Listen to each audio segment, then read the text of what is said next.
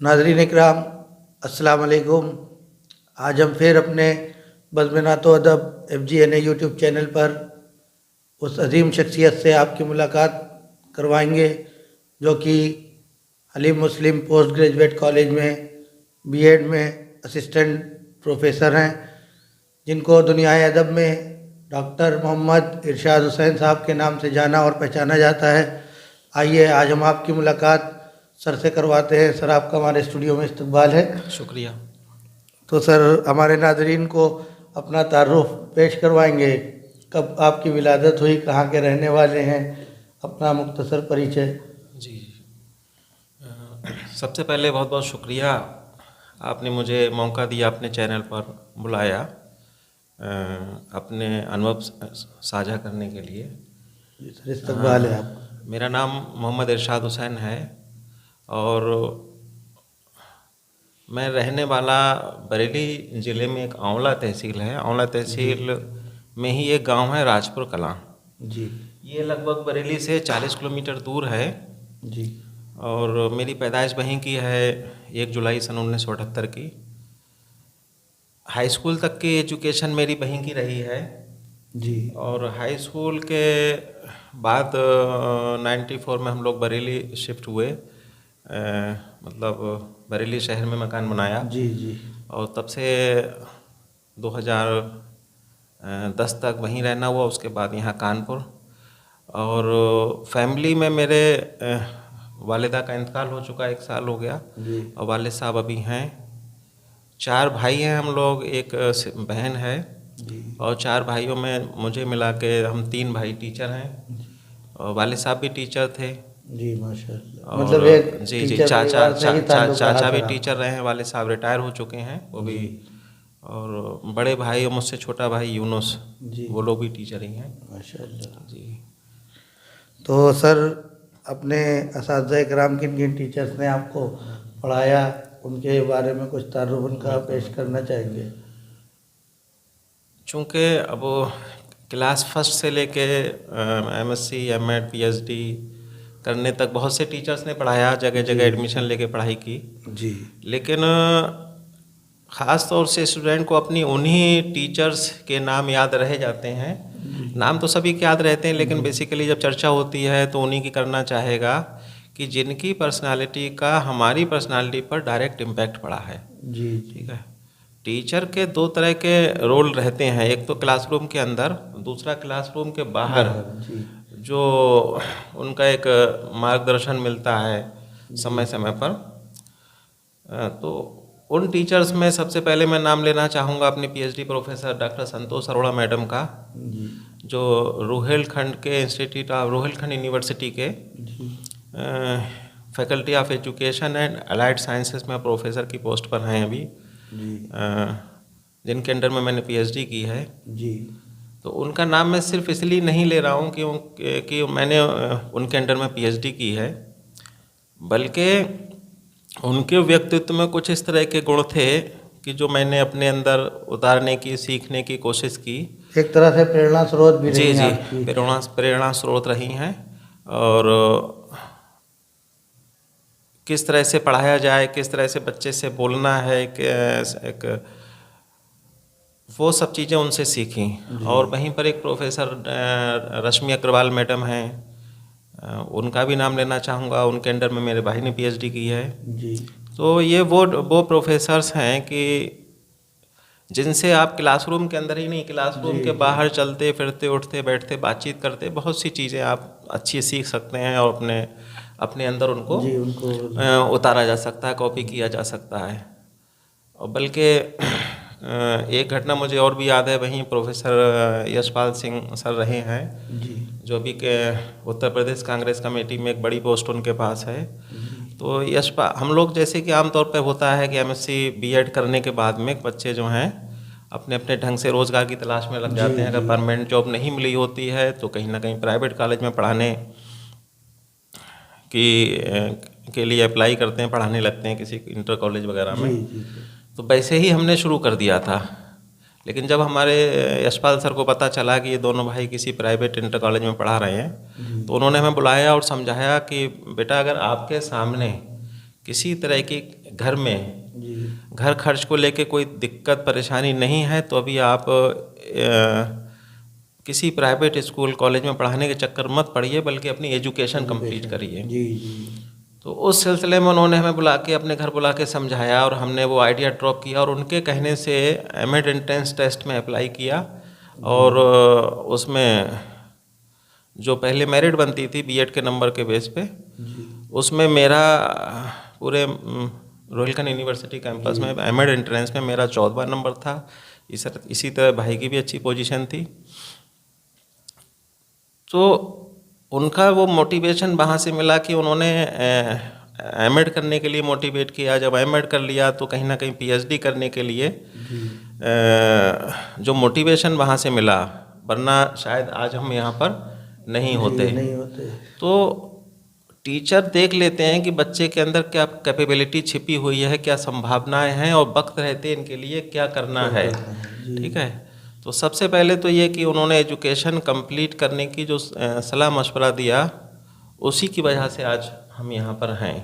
और भी बहुत से फैक्टर हैं, कोई एक फैक्टर नहीं होता है इंसान की कामयाबी के पीछे। जी जी माँ बाप भाई बहन जी कहीं ना कहीं। हाँ, लेकिन ज़िंदगी में अगर अच्छा उस्ताद अच्छा टीचर मिल जाए तो बिल्कुल, एक बिल्कुल। ज़िंदगी एक अच्छे मोड़ देते हैं, गाइड करते हैं। बिल्कुल बिल्कुल और आपको बता दें नाज़रीन इकराम, इरशाद सर जो है हमारे भी टीचर हैं अल्हम्दुलिल्लाह। हमको सर ने 2014 बैच में बीएड में हलीम डिग्री कॉलेज में सर ने पढ़ाया और आज इन्हीं हजरात की अपने असातिज़ा इकराम की ही तालीमात और उनकी तरबियत का ही नतीजा है जो आज हम उनके प्रोग्राम को भी होस्ट कर रहे हैं माशाल्लाह। तो सर हमारे भी उस्ताद रहे और बहुत कुछ जो सर ने बताया, जिस तरह से कि क्लास के अंदर भी एक टीचर होता है और क्लास के बाहर भी एक हमदर्दी होती है, और जो स्टूडेंट को एक दिशा निर्देश जो होता है दिया जाता है वो सर ने दिया अल्हम्दुलिल्लाह। तो उनके भी हम बहुत शुक्रगुजार हैं सर के। और सर तो आपके यही सारे टीचर्स आपके जो है मेन रहे जिन्होंने जी आपको बिल्कुल ज़िंदगी में आगे बढ़ने के लिए ऐसे बिल्कुल ऐसे वही कहा ना कि ऐसा नहीं है कि जितने टीचर्स ने पढ़ाया सबका रोल रहता है बच्चे के सीखने सिखाने में। लेकिन जैसा कि बताया, मेरी यशपाल सर से मुलाकात हुई एक बार, यहीं कानपुर आए हुए थे, तो उन्होंने ये हमने घटना याद दिलाई। हमने कहा सर हम आपके घर गए थे और आपने इस तरह से सलाह मशवरा दिया, और जबकि उस साल एमएड की फ़ीस 4,000 रुपये से बढ़ के 16,000 हो चुकी थी और हम दोनों भाई एक साथ पढ़ते थे एक क्लास में, तो 32,000 रुपये उस टाइम पे जमा करना भी मुश्किल था थोड़ा सा। लेकिन नहीं, उन्होंने हर तरह से कोऑपरेट किया, कहा नहीं आपको एडमिशन लेना है, किसी भी तरह से ये सब चीज़ें अभी मत सोचिए।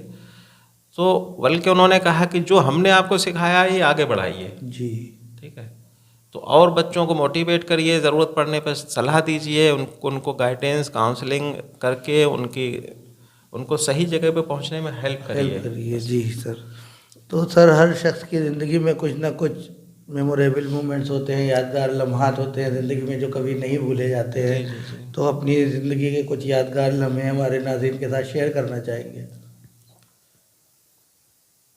यादगार लम्हों में ख़ास तौर से यही है, क्योंकि हमारे ख़ानदान में कभी इतना पीएचडी किसी ने नहीं की थी। पहली पीएचडी मेरे और मेरे छोटे भाई की है।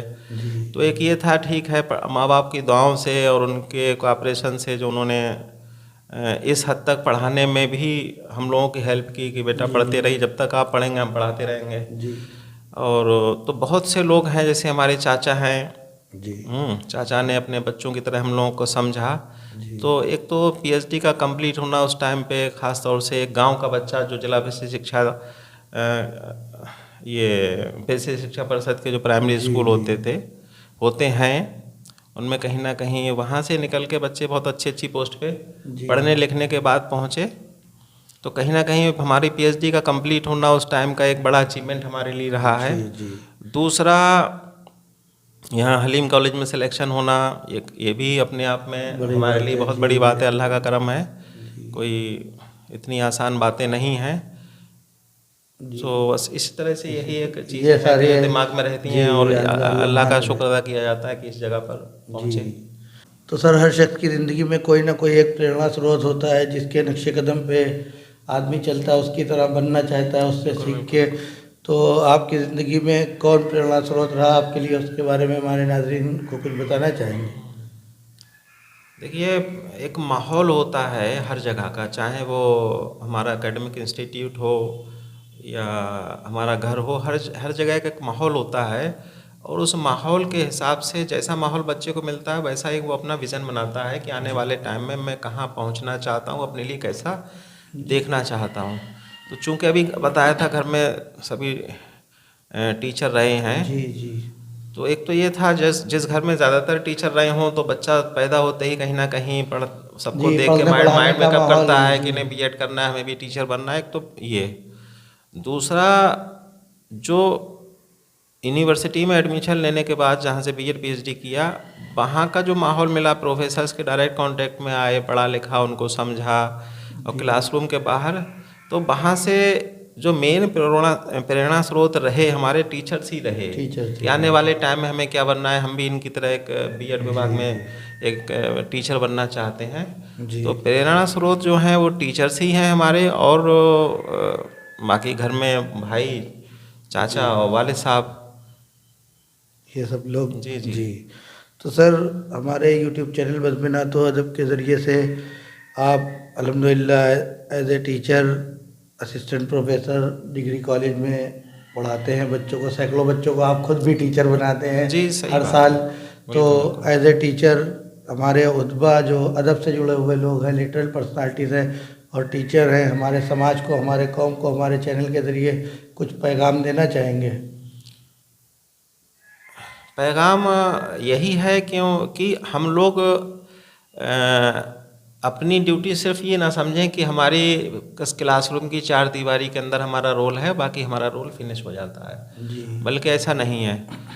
कहीं ना कहीं समाज में, स्कूल कॉलेज में, क्लासरूम के बाहर हमसे जहाँ जो अच्छा संभव हो सके वो हम करें। जी और ये ज़रूरी नहीं है कि हम बच्चा हमसे शेयर करे कि सर ये समस्या है, हमें इस तरह की ये नीड है, हमें इस सलाह जी की ये ज़रूरत है, बल्कि बिन पूछे भी हम उनकी बहुत सी चीज़ों को ऑब्ज़र्व करते हैं, तो उनको देखते हुए बिन मांगे भी हमें उन्हें सलाह देनी चाहिए, बेटा हमने आपके अंदर ये कैपेबिलिटी देखी है, जी ऐसा करना चाहिए आपको, या यहाँ पर आपके लिए ये सुधार करने चाहिए। तो बहुत एक सिंपैथी का भाव रखते हुए प्यार से एक अच्छे एनवायरनमेंट में उनसे एक कनेक्शन इस्टेब्लिश करने की कोशिश करनी चाहिए। और और सर, बाकी अपने टीचर्स के लिए और समाज के लिए कुछ मैसेज है चैनल के ज़रिए से? टीचर्स के लिए एक सजेशन ये है, क्योंकि मैं भी टीचर हूँ, तो हम लोग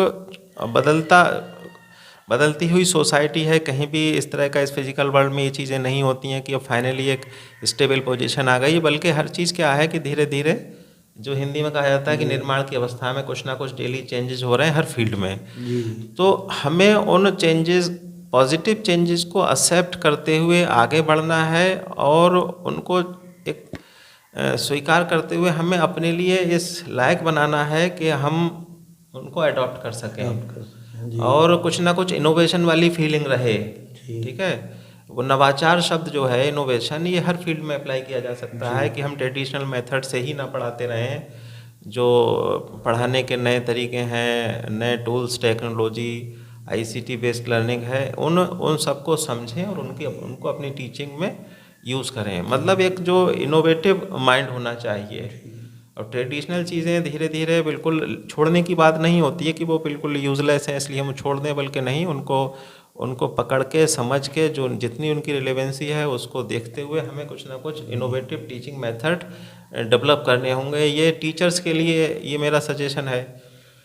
और बाकी जो आपने बात कही कि सोसाइटी के लोगों के लिए क्या राय देना चाहेंगे, तो सबसे पहली राय तो यही है कि एजुकेशन को हमें और आगे बढ़ाना होगा, और क्वालिटी एजुकेशन की ओर बढ़ना होगा। तो हर माँ बाप की या घर के हर बड़े सदस्य की जिम्मेदारी होती है कि वो छोटे बच्चा क्या सीख रहा है, क्या पढ़ रहा है, उसको सीखने सिखाने में, पढ़ने में हमें पूरी तरह से हेल्प करनी है, और ज़्यादा से ज़्यादा पढ़ाई लिखाई की ओर बढ़ना है। एक तरह से मतलब कि शिक्षा की तरफ ही। और ये सिर्फ अपने बच्चों तक महदूद ना रहे, हमारे समाज में चारों तरफ अगर हमें लगता है कि कुछ बच्चे हैं नहीं पढ़ रहे हैं, कुछ माँ बापों में जागरूकता नहीं है, तो ज़रूरी नहीं है पैसे से ही हम सब समस्याएं समाधान कर सकते हैं, बल्कि सही नेक राय दे के जी इन कामों में आगे बढ़ा जा सकता है, बढ़ना चाहिए। जी। तो सर, हमारे चैनल जो है बज़्म-ए-नात व अदब है और हमारी तंजीम फैज़ान गरीब नवाज एसोसिएशन और उसकी अदबी यूनिट है बज़्म-ए-नात व अदब, इसके लिए कुछ तासुरात दुआइया कलमात कहना चाहेंगे? बिल्कुल, जो आपकी एनजीओ है, ऐसा नहीं है कि टीचर जो है वो सिर्फ सिखाता है, सीखता नहीं है, बल्कि ऐसा नहीं है। हम लोग भी जहाँ से जो अच्छा मिलता है उसको सीखने की कोशिश करते हैं, समझने की कोशिश करते हैं, चाहे वो हमारे स्टूडेंट ही क्यों ना हो, आप ही हैं। मैंने देखा है कि आज तो माशाल्लाह आप सही पोजीशन में हैं, लेकिन स्टूडेंट लाइफ से पहले से ही पिछले 12 साल से हम आपको जानते हैं, कहीं ना कहीं आप समाज सेवा में लगे रहे और ये बहुत अच्छा काम है। और ये ऐसा नहीं है कि आप इकोनॉमिकली बहुत स्ट्रांग रहे तब जी शुरू किया, जी कहीं ना कहीं एक ग्रुप रहा जी, और टीम उस थी। ग्रुप को साथ लेके लोगों की हेल्प से आपने तमाम तरह की समाज सेवा वाले काम किए। हॉस्पिटल में जाके जो पेशेंट हैं उनको देखना, ठीक है, उनको फल डिस्ट्रीब्यूट करना, या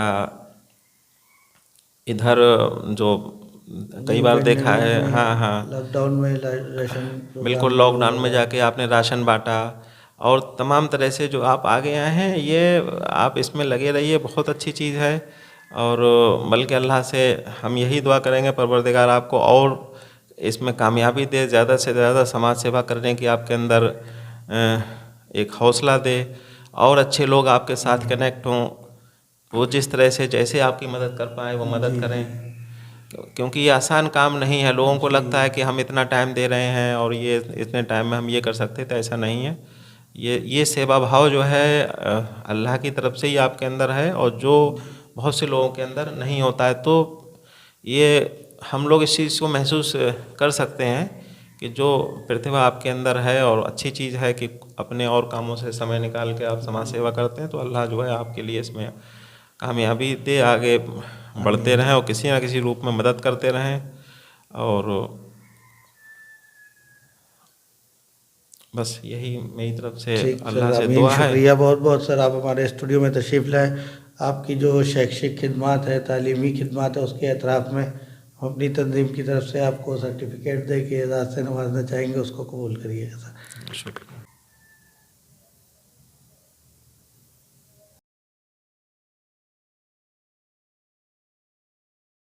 तो नाज़रीन इकराम, ये थे डॉक्टर मोहम्मद इरशाद हुसैन साहब, जो कि एज ए टीचर तालीम के मैदान में खिदमत अंजाम दे रहे हैं। इसी तरह से इंशाअल्लाह हम फिर आपसे इल्मी शख्सियतों से मुलाकात कराते रहेंगे। हमारे चैनल को लाइक करें, सब्सक्राइब करें, शेयर करें। कैमरामैन मोहम्मद आसिफ वारसी के साथ अयाज अहमद चिश्ती। अस्सलाम वालेकुम व रहमतुल्लाह।